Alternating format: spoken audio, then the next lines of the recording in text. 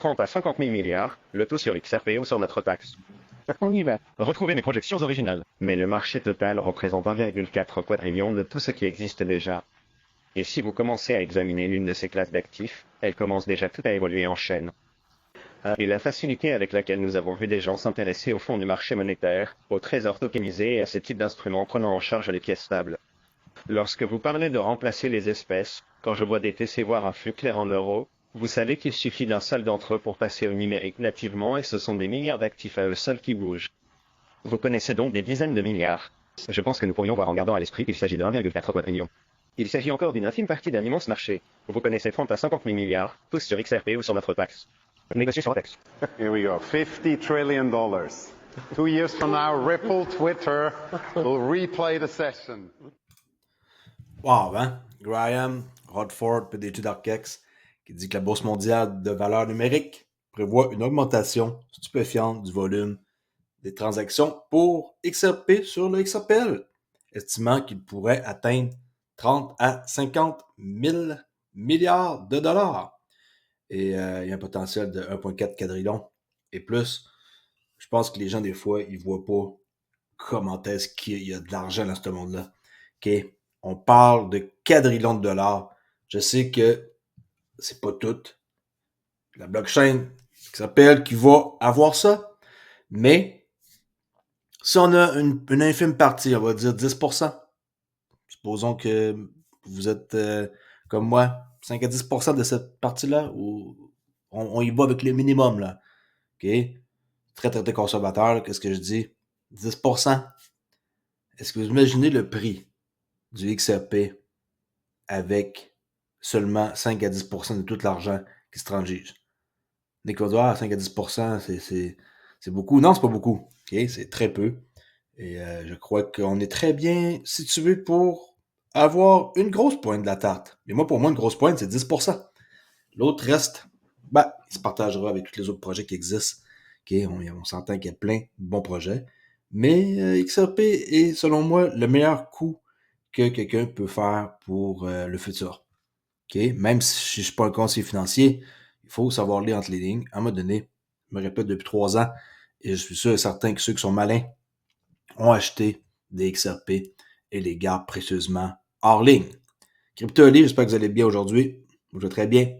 Après un week-end un peu plus relax, famille, je fais une vidéo courte ce soir. On va aller voir un document que j'avais promis de lire sur le stablecoin qui s'en vient pour Ripple. Et si vous ne me connaissez pas, abonnez-vous à ma chaîne. Ça fait toujours plaisir d'avoir du nouveau monde et de discuter avec vous. J'ai un forum Discord qui s'appelle CryptoAli. Vous venez discuter. OK? Je réponds au monde à chaque jour, même dans les heures qui suivent. Je laisse personne sans réponse. Si vous n'avez pas eu de réponse, c'est parce que j'ai peut-être juste pas vu votre question. Et aussi, j'ai une boîte messagerie privée. N'oubliez pas que je réponds, que c'est pas moi qui va vers vous en premier. Okay? S'il y a quelqu'un qui vient vers vous en premier et qui essaie de vous soutirer des infos, automatiquement, vous devez allumer que c'est pas moi. Il n'y a personne que je veux qu'il se fasse savoir qu'il y en a eu. J'essaie de faire en sorte qu'il y en ait le moins possible. C'est plate. Ça m'attriste de voir ça, que les gens, ils ont peut-être mis leur saving là, à compte et que bang, il y a quelqu'un qui arrive se fait passer par moi et qui vous arnaque. Là, regardez ici qu'on met assuré sur mon nom.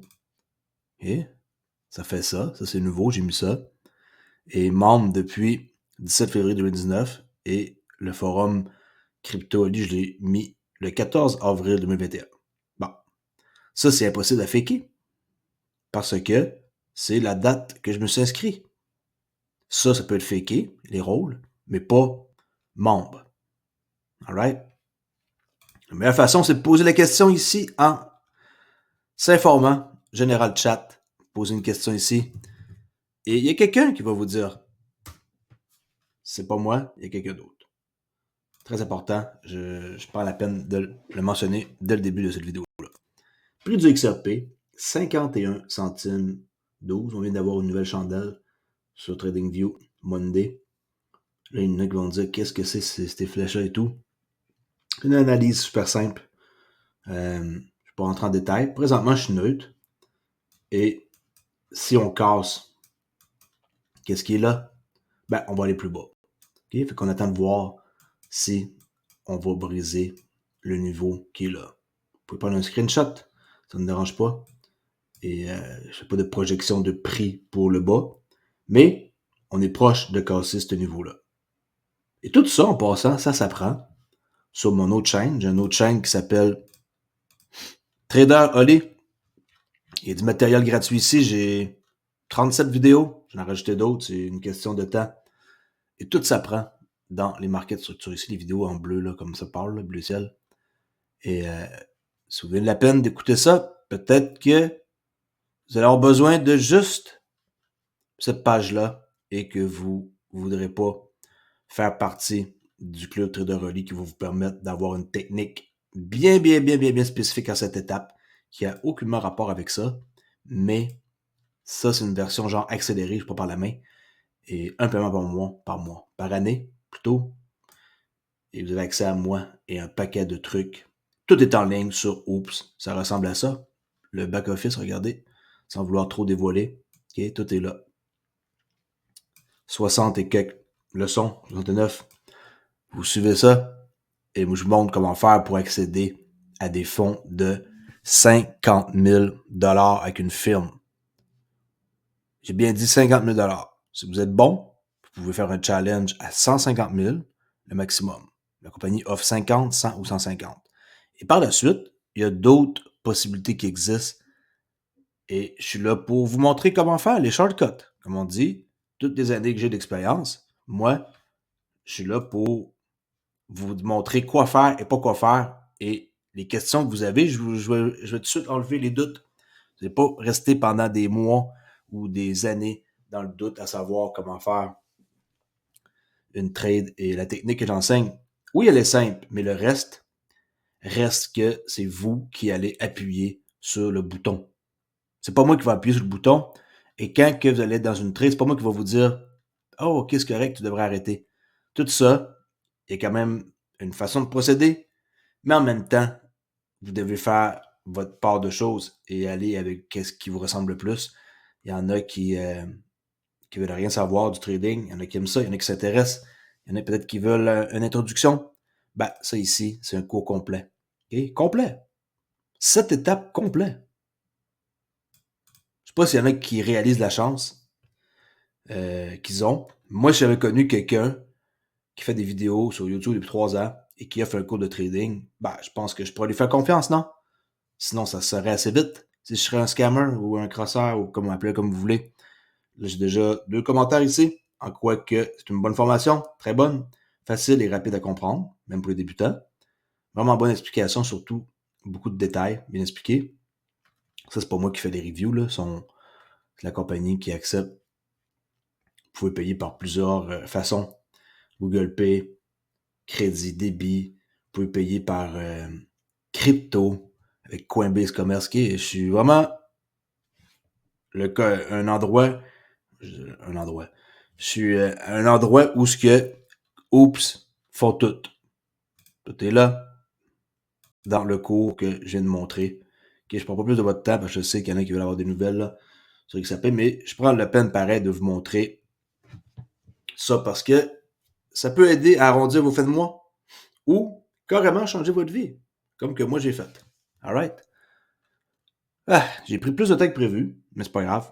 Au moins, il y a des gens qui vont apprécier et je ferai une autre vidéo, tout simplement. Bitcoin, 63 134. Parce que qu'est-ce que dans le fond qui me tracasse un peu, c'est que moi, si j'avais été à votre place et que j'aurais rencontré quelqu'un qui offre de quoi de complet, j'aurais été bien content. Au lieu d'essayer de comprendre tout ça par moi-même. Okay? Bitcoin, 63 136. Ethereum, 3270. Et comme je dis tantôt, XRP, 5113. Cap boursier, 28 milliards. Seulement pour l'instant. J'ai retrouvé hier la vidéo de Consensus là, qui poursuit la SEC pour défendre l'écosystème Ethereum. Ben, je l'avais en français, puis je l'ai trouvé plus tard. Excusez-moi, alors je vais vous la remontrer. Écoutez bien ça. RSI. Consensus, l'un des principaux bailleurs de fonds de la blockchain Ethereum, a intenté une action en justice contre la SEC afin de citer et de défendre l'écosystème Ethereum. La société de cryptographie affirme que la SEC cherche à réglementer l'ETH en tant que titre, même si l'ETH ne possède aucun des attributs d'un titre, et qu'elle a participé à des excès réglementaires. La poursuite affirme également que la SEC a hésité sur la classification d'Ethereum en tant que titre. Le procès a révélé que Consensus avait reçu un avis Wells de la SEC plus tôt ce mois-ci.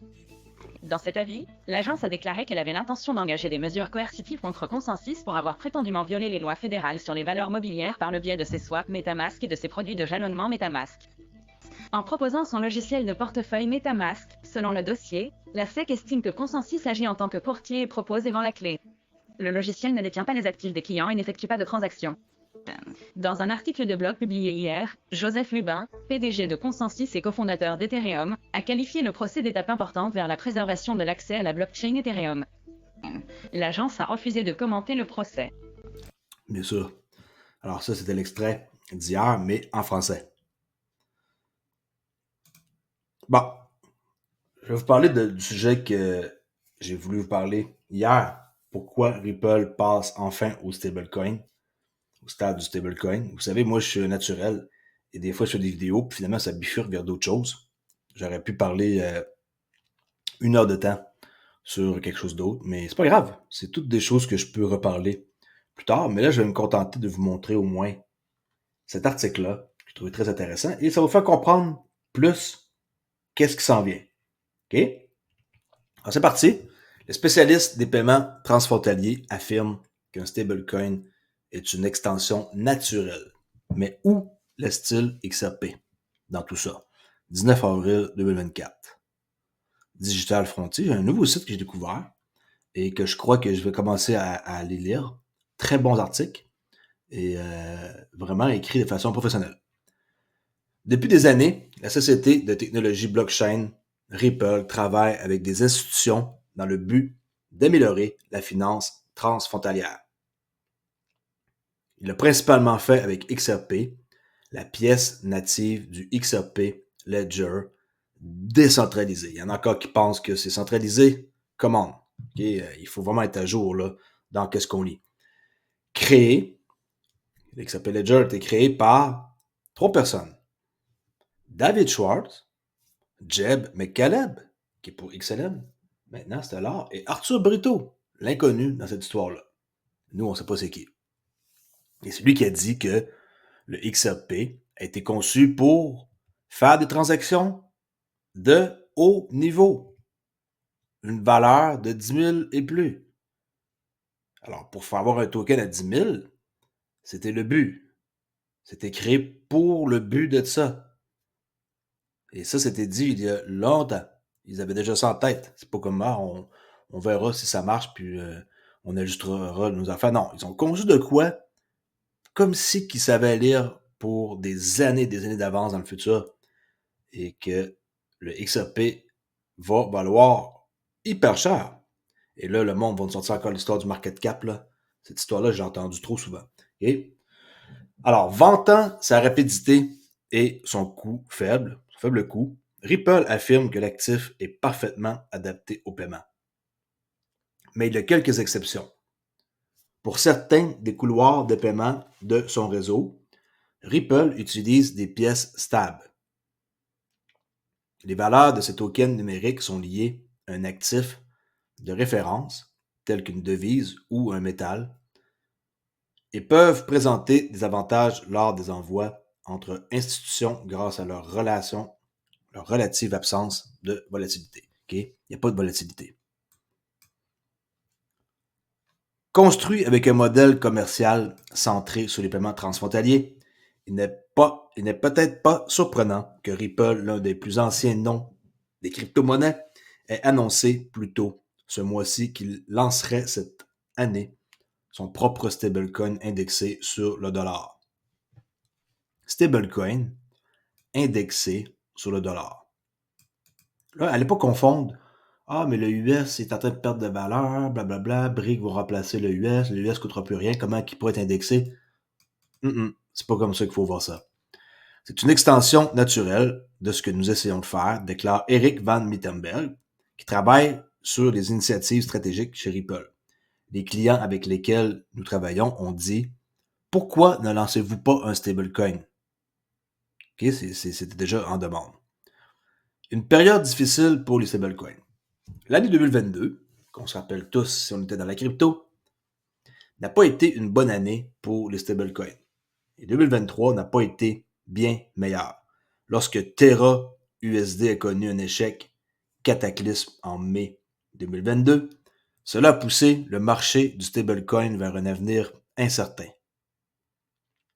Le stablecoin algorithmique s'est appuyé sur son jeton compagnon Luna pour maintenir sa valeur liée au dollar américain. Mais les prix des deux sont tombés en chute libre, déclenchant un effet domino de peur et d'incertitude sur le marché de la cryptographie. Et c'est à peu près tout là que les projets dans lesquels j'étais, là, les projets de Node, les DAO, ont tous chuté. C'était le début de la fin. Suite à ce coup dur, le marché du stablecoin a continué à se débattre l'année dernière. Il y a eu plus de 600 événements de depegging, que le 1$ coûte plus 1$, là, il devient plus bas. Lorsque la valeur d'un stablecoin est différente de la devise ou de l'actif physique sous-jacent, peut être lié à deux choses. À ce cas-là, y compris les stablecoins émis par les leaders du marché Tether et Circle. Vous savez que Tether, j'aime pas ça, mais avec les chiffres qui sortent et que j'ai vus en janvier, ils font de l'argent, pas à peu près. Ils font beaucoup d'argent, ils sont énormément en profit et la compagnie va hyper bien. Alors, même si je les aime pas, puis que j'ai peur, mais qu'ils sont pas réglementés aux États-Unis, mais ailleurs, apparemment, ils sont peut-être là pour rester. Même si j'ai un doute. Pendant ce temps, les États-Unis ont interdit la frappe du stablecoin de Binance, le BUSD. Je ne sais pas s'il y en a qui s'en souviennent. Okay? Et présentement, les leaders, c'est Tether et Circle. Mais là, on va avoir Ripple qui va venir jouer dans le plate-bande de ces deux-là. Au milieu du chaos, les régulateurs du monde entier ont intensifié leurs efforts pour lutter contre les actifs numériques. La législation européenne, la MiCA, impose des exigences spécifiques aux pièces stables. Le Royaume-Uni a jeté les bases d'un projet de loi qui sera présenté en 2024. Et le projet de loi américain tant attendu sur le stablecoin a été adopté par le Congrès. Tout va être correct pour 2024, stablecoin. Pendant ce temps, des entités privées, institutionnelles, sont entrées dans l'espace. On a PayPal, il y a Checkout.com et Société Générale qui ont tous lancé leur propre pièce stable et le géant des paiements Visa est actuellement en train de développer ses capacités en matière de pièces stables à l'aide de l'USDC des Circle. Tous vantant ses avantages irrésistibles en matière d'établissement et de transfert transfrontalier. Lentement, le marché du stablecoin a commencé à retrouver sa valeur. Au premier trimestre de cette année, la valeur marchande des pièces stables a dépassé 150 milliards de dollars. Et le courtier Bernstein prédit qu'elle atteindra 2,8 milliards de dollars au cours des 5... Bon, ça, c'est pas bon, là, l'erreur, là. C'est pas 2,8, c'est 2,8 trilliards là, de dollars au cours des 5 prochaines années. Et qu'on traduit d'anglais en français, ça fait des erreurs, OK? Alors, 2,8 trilliards de dollars au cours des 5 prochaines années. Dans lesquelles, dans l'état actuel des choses, le marché est principalement centré sur deux acteurs. Tether, avec son USDT, détenant un peu plus de 108 milliards de dollars USDC. On est à 110, OK?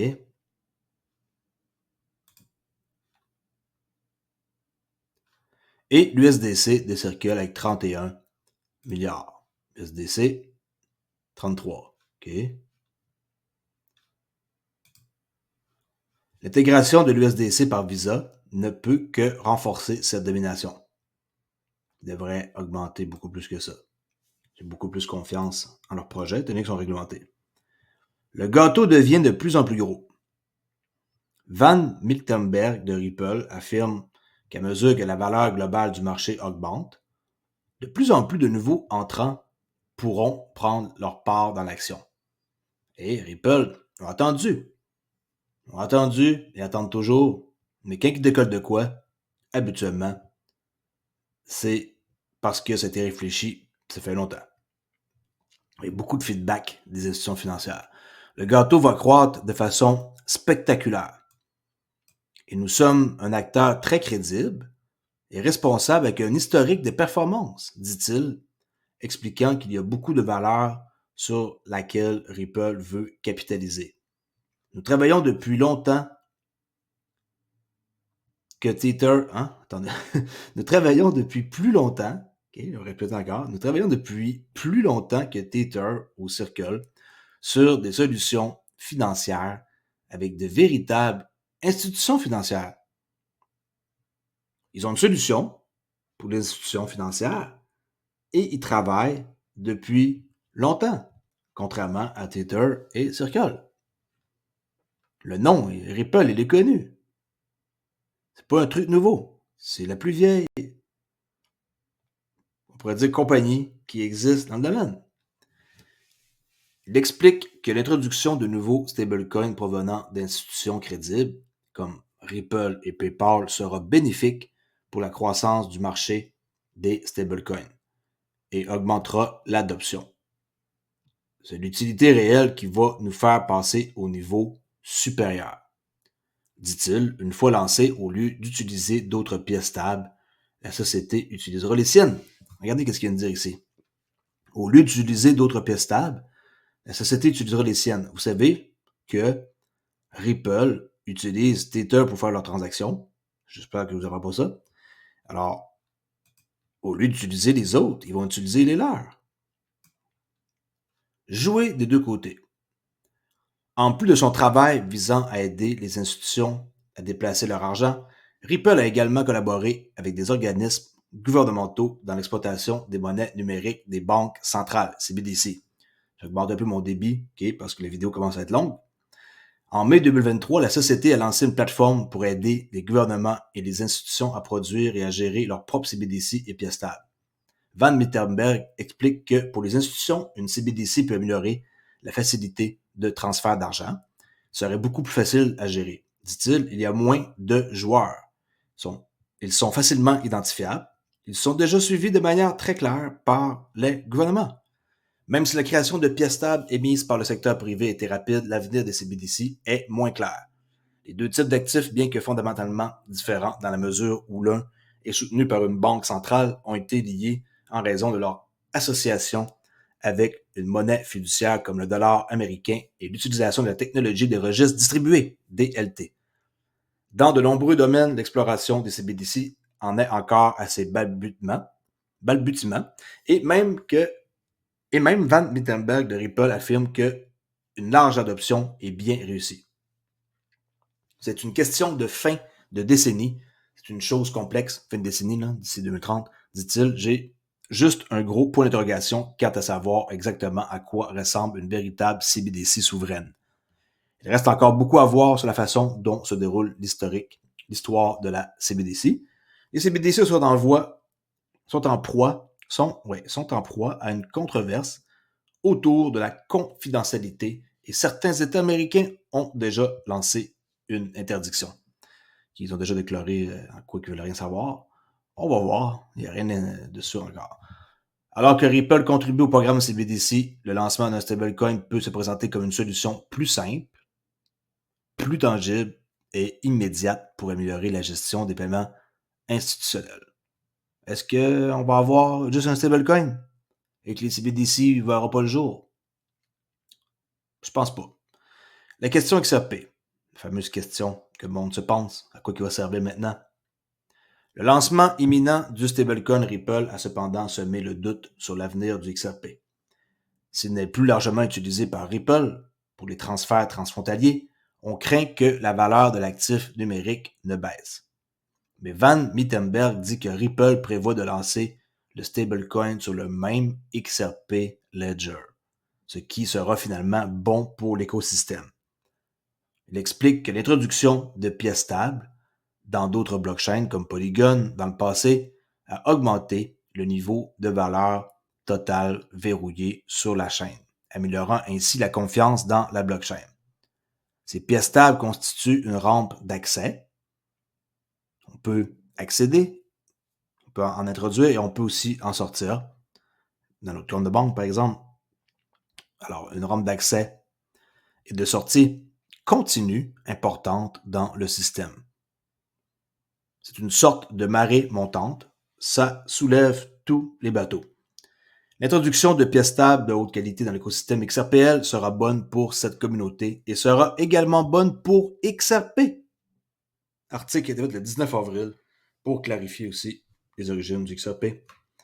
Avec qu'est-ce qu'on a vu au début, en quoi il y avait 3 personnes, là, David Strauss, Jim McCaleb, Arthur Brito, c'est eux qui ont fait le code. Okay? C'est eux comme les génies derrière la technologie. Et Jim McCaleb, lui, a pris qu'est-ce qui... j'ai comme copié le code, parti avec ça et parti après ça. C'était là. OK? Avec peut-être quelques modifications, mais c'est le même code en tant que tel. Pas mal la même affaire. Article très intéressant. Je suis sûr et certain que il y en a qui ont apprécié. Peut-être qu'il y en a qui ne veulent pas que je lis. Mais je tenais à le lire pour essayer de mettre un petit peu plus de clarté dans votre tête par rapport aux pièces stables. Et pourquoi Cripple passe enfin à ce stade-là? Ils veulent rentrer dans la game et sont prêts.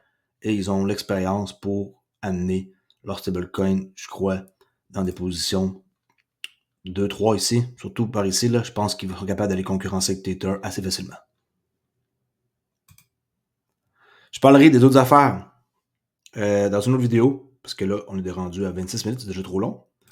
That's it. N'oubliez pas que pour pas de juste la crypto, il y a des portefeuilles comme ça qui existent externes. On met notre pouce empreinte biométrique, passez par mon lien si vous voulez m'encourager. Les liens sont où? Sont tous ici, sur ma page. OK? Le club, pour faire mon cours de trading, formation de crypto sur Udemy, 1 clé, 2 clés, Trader Rally, l'autre chaîne, mes Discord sont là. À vous d'aller cliquer là-dessus si ça vous intéresse. Et je reparlerai aussi de les portefeuilles comme ça offline. Apparemment, les gouvernements commencent à s'intéresser à ça pas mal. Alors, je ne sais pas quoi vous dire pour l'instant. On dirait bien qu'ils vont s'attaquer à ça. Okay? Mais en attendant, on les laisse là-dessus et au moins on ne s'est fait pas voler sur des sites d'exchange comme FTX par exemple, qui ont fait beaucoup de tort à pas mal de monde. Merci beaucoup d'avoir écouté et je vous dis à la prochaine vidéo. Ici CryptoAli. Ciao!